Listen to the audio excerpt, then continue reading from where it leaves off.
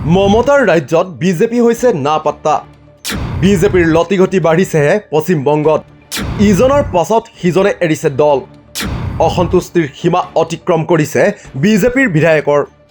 পশ্চিমবংগত পদুমৰ শক্তি ক্ৰমান্বয়ে হ্ৰাস হৈছে। 2014 চনত নৰেন্দ্ৰ মোদী প্ৰধানমন্ত্ৰী হোৱাৰ পৰাই বিজেপিয়ে পশ্চিমবংগত দলটোৰ ভেটি শক্তিশালী কৰাৰ বাবে চেষ্টা অব্যাহত ৰাখিছে। কিন্তু দেশৰ প্ৰায়বোৰ ৰাজ্যতে বিজেপিৰ উত্থান হ'লেও পশ্চিমবংগত যেন বিজেপিৰ আৰম্ভ হৈছে পশ্চাদমুখী যাত্ৰা। 2016 চনত পশ্চিমবংগত বিজেপিয়ে কেন্দ্ৰীয় গৃহমন্ত্ৰী অমিত শ্বাহৰ নেতৃত্বত নিৰ্বাচনী যুঁজত নামিছিল। সেইবাৰ বিজেপিয়ে মাত্ৰ 3খন আসন দখল কৰিছিল যদিও তৃণমূল কংগ্ৰেছে লাভ কৰিছিল 210খন আসন। অৱশ্যে 2021 চনৰ বিধানসভাৰ নিৰ্বাচনত বিজেপিৰ আসন একেকোবেই 3ৰ পৰা 77খনলৈ বৃদ্ধি পাইছিল। তাৰ বিপৰীতে তৃণমূল কংগ্ৰেছৰ আসন হৈছিলগৈ 212খন। 2021 চনৰ এই উত্থানৰ পাছত বিজেপি যথেষ্ট আশাবাদী হৈছিল পশ্চিমবংগক লৈ।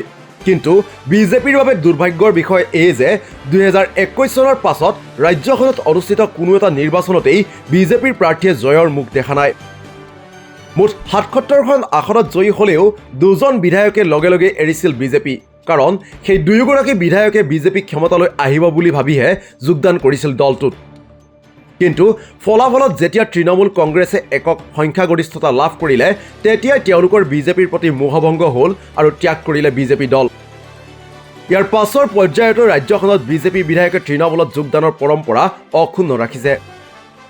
আনকি সোমবাৰৰ দিনটোতো বিজেপি ত্যাগ কৰিলে এগৰাকী বিজেপি বিধায়িকা তাপসী মণ্ডলে। তাপসী মণ্ডলে বিজেপি ত্যাগ কৰাৰ লগে লগেই তৃণমূল কংগ্ৰেছৰ শিবিৰ উৎফুল্লিত হৈছে। তাৰ বিপৰীতে দুখত ম্ৰিয়মান হৈছে বিজেপি শিবিৰ। উত্তৰবংগৰ বিধায়ক বিষ্ণুপ্ৰসাদ শৰ্মাই বিগত কেইবাবছৰ ধৰি বিজেপিৰ বিৰুদ্ধে মন্তব্য দি আহিছে। শৰ্মাৰ মতে বিজেপিয়ে নিৰ্বাচনৰ আগত দিয়া প্ৰতিশ্ৰুতি ৰক্ষা কৰাত ব্যৰ্থ হৈছে। তেওঁৰ মতে বিজেপিয়ে পাৰ্বত্য এলেকাবোৰত লৈ এখন পৃথক ৰাজ্যৰ প্ৰতিশ্ৰুতি দিছিল। কিন্তু ইয়াৰ পাছৰ পৰ্যায়ত এই বিষয়টো সম্পৰ্কত দলটোৱে কোনো প্ৰতিক্ৰিয়া প্ৰকাশ কৰা নাই। সেয়ে তেওঁ সোনকালে দল এৰাৰো ইংগিত দিছে। অৱশ্যে বিজেপি এৰি তেওঁ তৃণমূলত যোগদান কৰাৰো ইংগিত দিয়া নাই। কলিয়াগঞ্জৰ বিধায়ক সৌমেন ৰয়েও এৰিছে বিজেপি। বিজেপিৰ ৰাজ্যিক সভাপতি সুকান্ত মজুমদাৰৰ গৃহ জিলাতো সুস্থিৰ হৈ থকা নাই বিজেপিৰ অৱস্থা। বিশেষকৈ মণ্ডল সমিতিৰ সভাপতিৰ নিযুক্তিৰ পাছতে খেলিমেলি লাগিছে বিজেপিত। বহুতো বিজেপিৰ কাৰ্যকৰ্তাই মুকলিকৈ বিদ্ৰোহ আৰম্ভ কৰিছে। এক কথাত পশ্চিমবংগত বিজেপিৰ মুঠেই ভাল দিন চলা নাই।